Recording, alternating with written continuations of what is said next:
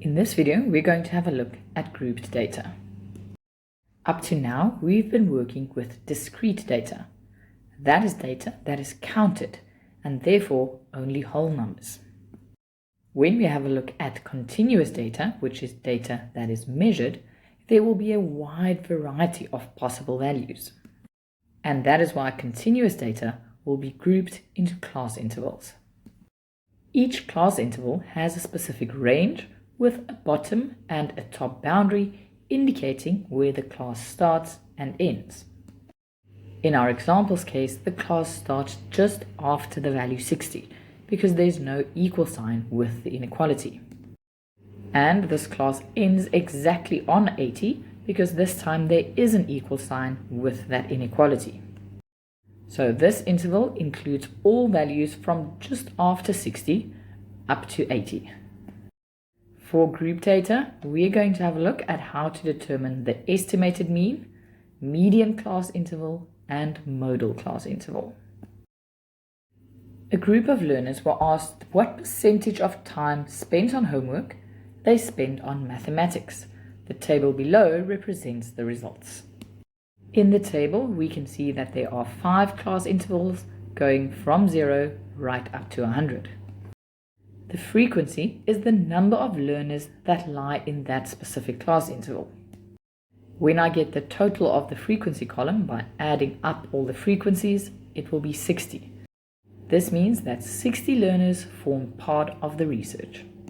Because we are only given the data grouped into a table and not the raw data, we do not know exactly what percentage of time each learner spent on mathematics.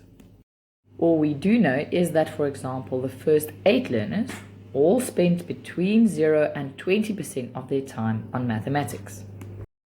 Because we do not know the exact values, all the calculations we do will now be estimated values. Question 1. Complete the table and calculate the estimated mean. Because we did not receive the raw data, we are going to give each learner an estimated time spent on mathematics. For the first 8 learners, we are going to take the middle of the class interval and accept that all of them spent 10% of their time on mathematics. To calculate this midpoint, I'm going to calculate the sum of the bottom and top boundary and divide that by 2.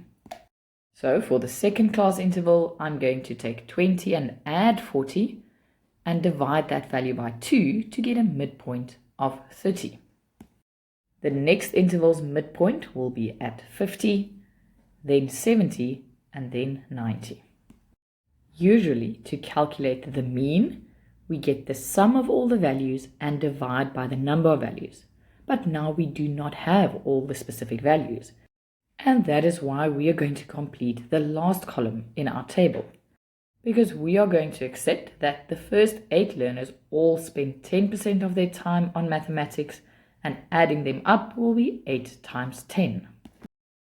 The next 30 learners, or 30 data values, will then all be a value of 30, which means we have another 900 to add to the 80. Next up, we have 12 times 50, which will give us 600.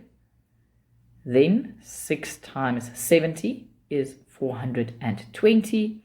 And lastly, we have 4 times 90, and that is 360. Adding up all of these values will give the sum of all the data values, and that is 2,360.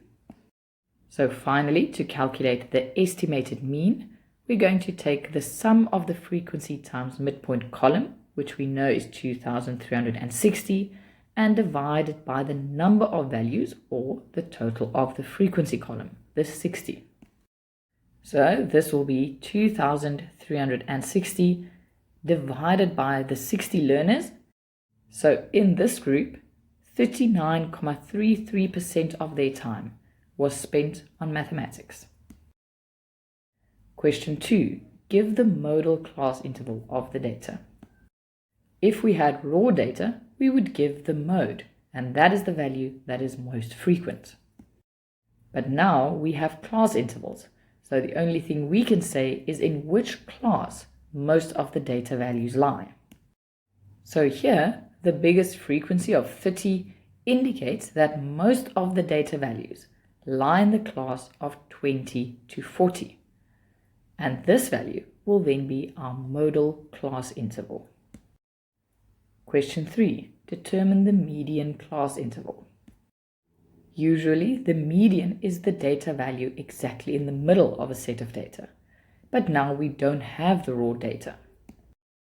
We do know, however, that there are 60 values. So, if we would have divided 60 values into 2 equal groups, there will be 30 values in each group. This means that between the 30th and the 31st value, you would find your median. Now we need to determine in which class interval the 30th and 31st value lie.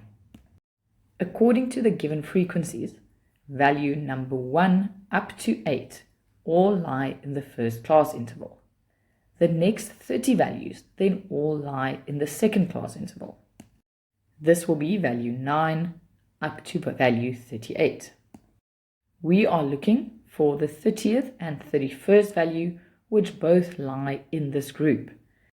That means that our median class interval is also the interval from 20 to 40.